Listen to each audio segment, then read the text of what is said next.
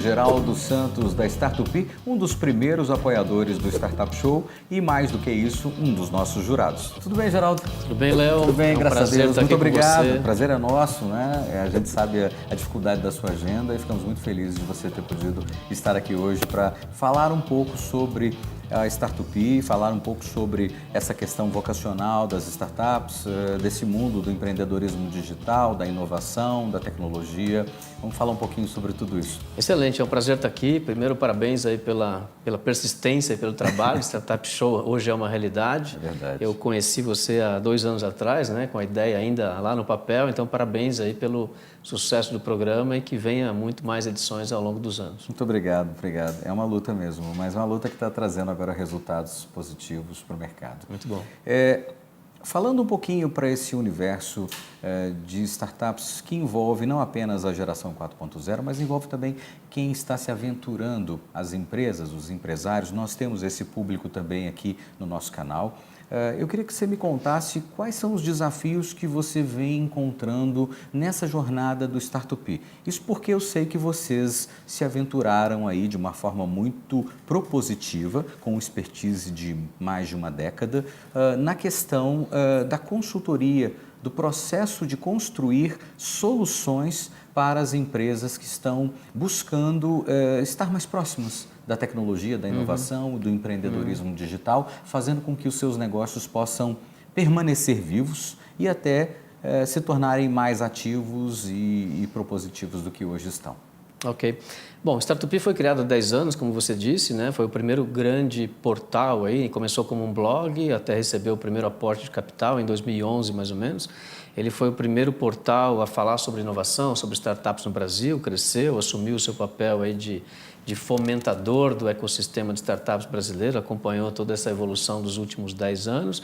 E a gente assumiu o Startup há 3 anos atrás com o propósito de trabalhar novos modelos de negócios e fazer com que ele crescesse ainda mais e se consolidasse como realmente um portal não só de conteúdo, mas com outras atividades. Foi isso que a gente fez.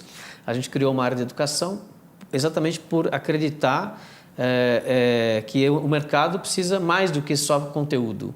Né? Ele precisa de fomento, ele precisa de apoio, ele precisa de parceria, mas ele também precisa de educação, de capacitação.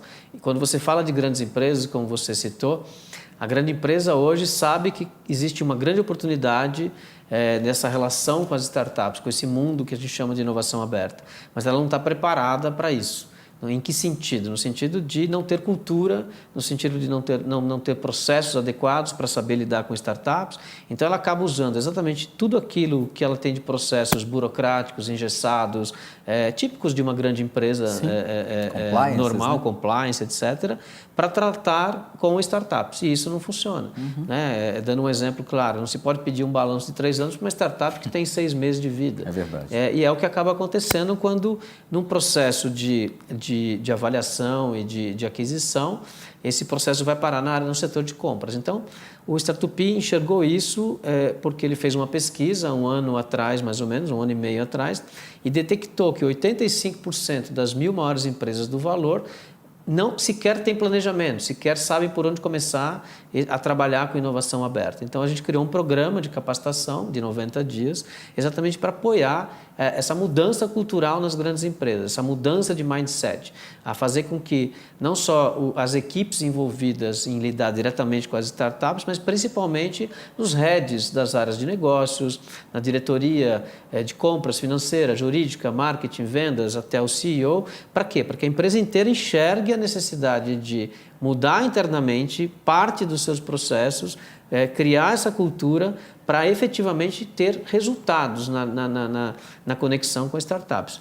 Porque uma coisa é você se conectar com inovação aberta, com startups em eventos, em coworks. Outra coisa é, vamos sentar numa mesa de negociação para fazer negócio, para poder trazer esse produto para dentro de casa e fazer com que a minha empresa efetivamente seja mais disruptiva com esse produto da startup. Então, esse é um processo que normalmente dura em média de 12 a 18 meses. E muitas vezes a startup não tem fôlego para isso, não consegue esperar esse tempo todo. Sim. Então, o nosso papel e o papel do Startup que a gente herdou sempre foi esse, apoiar esse movimento, apoiar esse crescimento, apoiar esse amadurecimento do ecossistema de startups. A gente não podia ficar de fora desse processo onde as grandes empresas estão cada vez mais próximas desse ecossistema e das startups.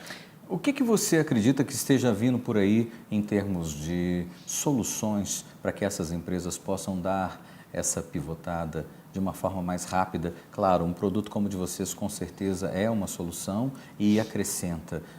E mais do que isso, a gente vem acompanhando muitos grupos tentando fazer mais do mesmo, gerando as suas próprias soluções e depois percebendo que não é bem por aí, né? Para onde que vai esse caminho? Veja, a gente teve 3 fases, basicamente, né? Tem aquela fase nas grandes empresas, onde as áreas de tecnologia ficavam em grandes, a gente costuma chamar de caixa forte do tio Patinhas, isso, né? Quem é um pouco mais antigo sabe o que eu estou falando, que eram os chamados CPDs, né? Então, essa fase, tudo era feito dentro de casa, ninguém tinha acesso àquilo, era totalmente fechado, ok? Nem mesmo outros funcionários das empresas podiam acessar, sabiam o que estava acontecendo lá dentro. Então, aquele é um processo onde tudo era desenvolvido de dentro da empresa para dentro da empresa. Era um ambiente totalmente fechado. Em algum momento do mercado, dos anos, começou-se a abrir parcerias para que outras empresas, como a própria IBM, onde a gente está aqui, pudessem levar as suas soluções lá para dentro e integrar com aquilo que estava sendo desenvolvido. Então, as soluções começaram a ser de fora para dentro. Sim. A partir daí, com a entrada das startups, o amadurecimento das startups, começou-se a pensar diferente. Poxa, eu não vou pegar aquela solução que está pronta e colocar dentro da minha empresa. Eu quero trazer coisas disruptivas, pensar fora da caixa, criar novos modelos de negócios. E aí é o que começou a acontecer no Brasil, principalmente nos últimos 2 anos. É algo muito novo, recente, né? Muito recente para todo mundo. E aí as startups começaram a participar desse processo de disrupção nas empresas, trazendo soluções para aqueles desafios e para aquelas dores que as empresas apresentam.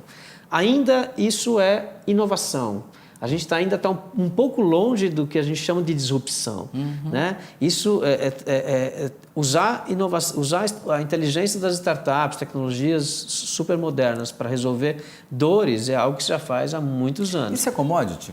Isso é commodity. Para mim, inovação é commodity hoje. Então, a gente precisa falar de um novo processo que virá daqui para frente, que é o processo de disrupção. Agora, a disrupção, a grande empresa só vai permitir ter disrupção a partir do momento que ela entende o que é inovação aberta, ela não tem medo, ela ganha segurança de lidar com esse público de startups. Então, para isso é necessário essa capacitação. Que é o que vocês estão fazendo. Que é o que a gente está oferecendo para o mercado, exatamente. Por quê? Porque enquanto não tiver segurança, continuar com o mesmo pensamento de aversão a riscos, etc., etc., a empresa não se permite criar disrupção, muito menos trazer de fora. Como é que fica as pessoas dentro desses processos? Porque um processo é feito essencialmente por gente. Se ele não tiver gente apoiando, ele vai ter gente criando barreiras, jogando a casquinha de banana, conduzindo o processo para algum caminho que não seja a disrupção, que é o que é necessário que aconteça. E aí, como é que fica esse processo com gente? As pessoas estão aceitando bem esse tipo de propósito? Elas não têm escolha. Diria o seguinte, ou elas enxergam que isso é uma grande oportunidade para mudar e evoluir as suas próprias carreiras dentro de uma grande empresa, ou elas estão fora do processo. O que está acontecendo, eu diria que as pessoas que estão enxergando isso e estão começando a liderar esses processos de inovação aberta dentro das grandes empresas já estão ganhando uma visibilidade enorme, estão assumindo novas responsabilidades e muitas vezes não são gestores de tecnologia, heads de tecnologia. São pessoas de departamentos variados que começam a entender melhor esse processo, começam a querer liderar esse processo de trazer de fora para dentro, novas soluções disruptivas, e essas pessoas começam a ganhar carta branca para desenvolver e criar grupos de vários departamentos diferentes e liderar essa parte de inovação. Isso é bem interessante, por quê? Porque principalmente pessoas que são de fora da área de tecnologia, elas tendem a não ter aquele vício, não bloquear ideias, não bloquear possibilidades, né? Então, isso tem ganhado cada vez mais espaço dentro das empresas. Como é que fica, me perdoe, como é que fica essa questão do outro lado da moeda? Se, por um lado, o CEO, o CMO, o CSO, né, que hoje vem substituindo muitas das vezes o CIO, e outras tantas nomenclaturas que estão aparecendo por aí, como é que fica do outro lado no que diz respeito às startups? A maturidade da empresa é um ponto que precisa ser observado e vocês estão tratando isso com as suas consultorias, com essa formação que ajuda o empreendedor, ajuda a indústria, seja ela qual for, a se posicionar ou se reposicionar no mercado, ajustar o passo. E do outro lado, com as startups, porque há uma imaturidade também no processo muito grande. Existem algumas startups que falam muito em sonhos, que falam muito em desejos, anseios, um grupamento que está muito mais preocupado com o visual e muito menos com aquilo que vai trazer de resultado, que não está olhando a dor. Como é que vocês vêm tratando isso, ou se vêm tratando isso? A gente vem tratando isso diretamente há mais de 5 anos no Brasil, com palestras, com eventos no Brasil inteiro, com conteúdo focado nisso. Eu diria que nos últimos 5, 6 anos as startups tiveram um amadurecimento muito grande. Diferente de 6 anos atrás, quando a gente abria uma chamada para startups participar de pitches em eventos, metade era baseado em rede social, era aquele cara que achava que queria criar um Facebook e ficar milionário. Hoje não, hoje as startups já entenderam que para sobreviver no mercado precisa ter produtos para resolver problemas reais de mercado. E principalmente no mercado B2B, que é onde elas conseguem monetizar mais rapidamente. Então, eu diria que esse processo também é um processo de amadurecimento, ele já evoluiu muito e daqui para frente a tendência é cada vez mais esse espaço ser aberto. O que a gente enxerga no caso das startups, respondendo a sua pergunta? Sim, é necessário também criar esse amadurecimento, é necessário ensinar, capacitar a startup para mostrar para ela que não basta ela ter o melhor produto do mundo, ela ter o produto mais disruptivo, aquilo que ela acha que vai mudar completamente a maneira de se fazer negócios. E elas muitas vezes não entendem por que a empresa não quer comprar de mim. Né? Então, assim, não é que a empresa não quer comprar dela. A empresa tem processos, tem regras, e essas regras precisam ser seguidas. Não tem como ser diferente. Então, ela também tem que entender que muitas vezes a melhor forma de se vender para uma grande empresa não é simplesmente fazer como outros grandes players de tecnologia fazem, que é pegar o produto de prateleira e querer enfiar dentro da empresa. Não. Hoje as empresas buscam o quê? Isso ouvindo diretamente da boca de vários CIOs de mercado que a gente tem contato e está sempre se relacionando, que é o quê? As empresas querem e precisam comprovar ROI, comprovar retorno. E muitas vezes isso tem que começar pequeno. Não adianta querer achar que vai vender para a empresa inteira. Então, as grandes empresas estão buscando mais parcerias com as startups no sentido de fazer cocriação. Vem para cá, vem me ajudar e eu te ajudo ao mesmo tempo. Okay? Traz a tua expertise, a tua agilidade, a tua visão de mudança de negócios, de modelos de negócios, disruptiva, e eu te abro aqui um espaço para te contar quais são as minhas dores e você me ajuda a criar esse negócio. A partir do momento que isso acontece e que é provado um ROI, a partir daí o mundo se abre. Existe orçamento, existe verba, existe estrutura e a partir daí vai embora. Então, existem já várias grandes empresas no Brasil, inclusive em Minas Gerais, é um celeiro, né? Celeiro de grandes empresas com ROI, o que é muito raro no Brasil, que mostra claramente que esse é um formato que dá certo e funciona. A disrupção ela vem e anterior à disrupção a gente precisa muito de um processo ligado a uma flexibilização na questão jurídica, até porque isso que você acabou de dizer só acontece quando a empresa se sente muito à vontade para trazer um profissional para dentro do seu grupo de trabalho, para uma startup com alguns integrantes dentro de um processo onde o físico vai ter que existir, até porque existem segredos de negócio, existem uma série de situações que vão demandar esse tipo de opção por trabalho efetivo dentro da própria indústria, seja ela qual for, novamente. A legislação brasileira ela não é muito boa no que diz respeito a esse processo. Como é que você enxerga que isso vai acabar sendo alterado, se é que vai ser alterado em algum momento, e quais são os benefícios ou os problemas que hoje estão sendo enfrentados nessa direção? Veja, a gente está vivendo um processo de transição, ok? Assim, o mercado todo, quer seja as grandes empresas, quer sejam as startups, os próprios investidores, né, que a gente não citou ainda, enfim, o governo, as regras todas, isso é um processo de transição e de amadurecimento. Esse processo trabalhista, de legislação, quer seja trabalhista, quer seja a própria CVM, no caso das fintechs, está começando a enxergar e a mudar as suas próprias regras para permitir cada vez mais que as startups possam fazer negócios e que haja flexibilidade delas se lançarem no mercado com produtos disruptivos. Acho que fintech é um exemplo claro disso, né? Elas estão ganhando um espaço gigantesco no mercado. Tanto que os grandes bancos hoje já enxergaram isso e estão investindo muito no sentido de se aproximar, no sentido de criar um hubs de inovação e no sentido até de aprender com as próprias startups para poder evoluir nesse processo. Mas, de novo, nada é rápido, nada é simples e é um processo que ainda demora a se concretizar. O exemplo da fintech ele é um exemplo talvez um pouco diferenciado, porque os bancos querem muito as fintechs hoje. Eles perceberam que é melhor, e muitos são donos das fintechs já. Né? Já compraram, já adquiriram parte ou a totalidade, ou mesmo desenvolveram as fintechs. Aí fica um pouco mais fácil, você concorda? Concordo, não só por isso, mas também pelo formato de organização dos grandes bancos. Sim. Então, a Federação Brasileira dos Bancos, enfim, todo o movimento de organização dos grandes bancos brasileiros ou dos bancos brasileiros permite ter um poder de influência e de pressão muito maior no governo, nas leis, do que outros segmentos. Né? Outro dia eu estava com alguns segmentos, com alguns líderes do segmento de varejo, por exemplo, que é um setor que, para mim, ainda tem muita coisa para ser feita no Brasil, tem muitas dores e é o que vai estourar nos próximos 2 anos no mercado.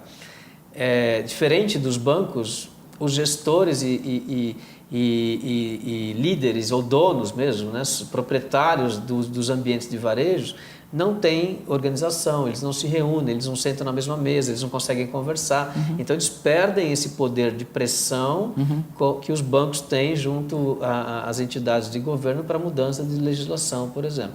Então, acho que, de novo, tudo passa por um processo de aprendizado, de maturidade, de capacitação e, principalmente, de mudança de cultura. Para mim, mudança de cultura é o principal fator que vai fazer com que a gente consiga ter um ambiente muito mais disruptivo, inovador e, obviamente, fazer com que as startups brasileiras ganhem escala internacional, ok? Ganhem tração e realmente evoluam no mercado. E tem essa terceira parte, né, dessa tríade aí, que é o investidor. A gente já falou sobre ele, vamos a ele. Falamos sobre a indústria, seja ela qual for, falamos das startups e falamos de um ente que ajuda e pode ajudar ainda mais, e já vem ajudando bastante o setor a se desenvolver, que são os angels, né? Os VCs, né? Os venture capitalists.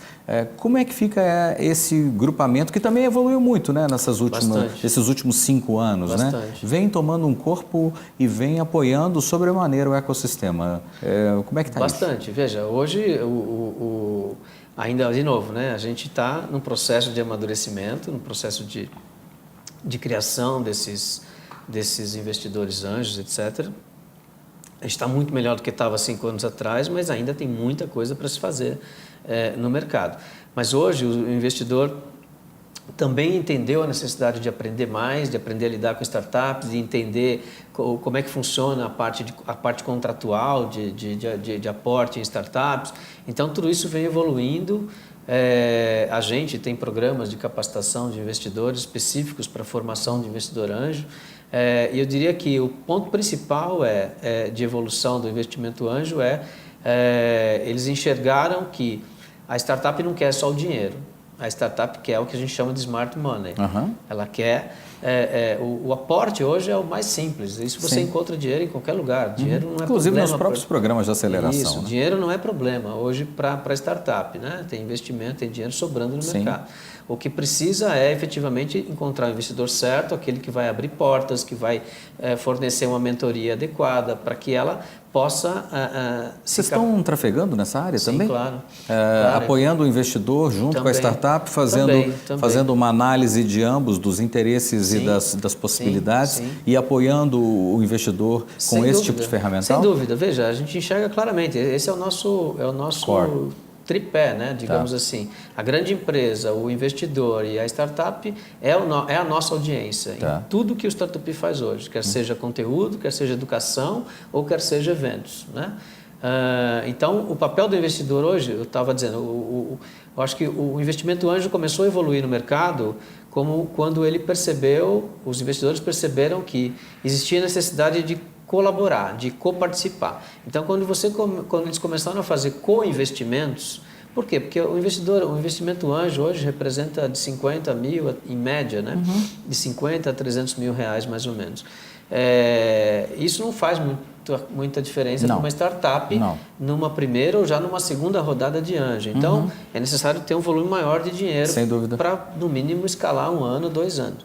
E isso só foi possível quando os investidores começaram a se reunir em grupos e fazer co-investimentos. Então, se você traz 10 investidores anjos com 200 mil reais, estamos falando de um investimento de 2 milhões. Sim. Já é super representativo para uma startup, já dá um fôlego bastante grande, um poder de escala bastante grande e faz com que ela tenha uma atração forte. Então, e isso vem acontecendo nos últimos 2 anos no mercado de forma bastante interessante, bastante organizada, não só com captação fechada entre grupos que co-investem fechado, mas também em plataformas de crowdfunding, que permite esse co-investimento de forma aberta. Entendi.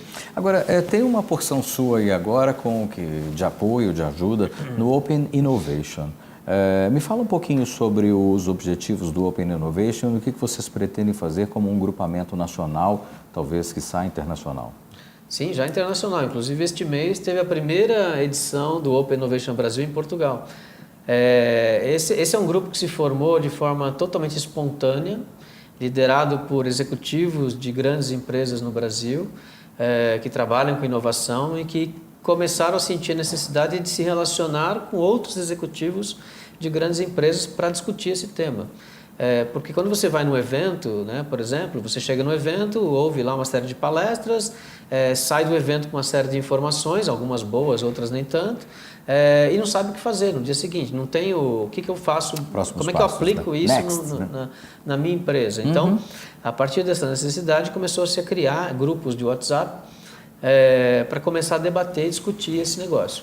E a gente teve o privilégio de começar a participar esse ano. É um grupo totalmente voluntário, formado por executivos de grandes empresas, chama Open Innovation Brasil. Em 1 ano, já são mais de 20 grupos no WhatsApp, em vários estados brasileiros, que não só debatem temas relevantes de inovação aberta, mas que realizam eventos e encontros mensais em suas cidades. E é isso que a gente vem apoiando, como sempre, o Startup uma plataforma colaborativa 10 anos mesmo, vem apoiando esse processo, porque a gente acredita que a gente só vai ter sucesso se realmente o ecossistema de startups amadurecer, tracionar e ganhar corpo, ganhar repercussão nacional e internacional.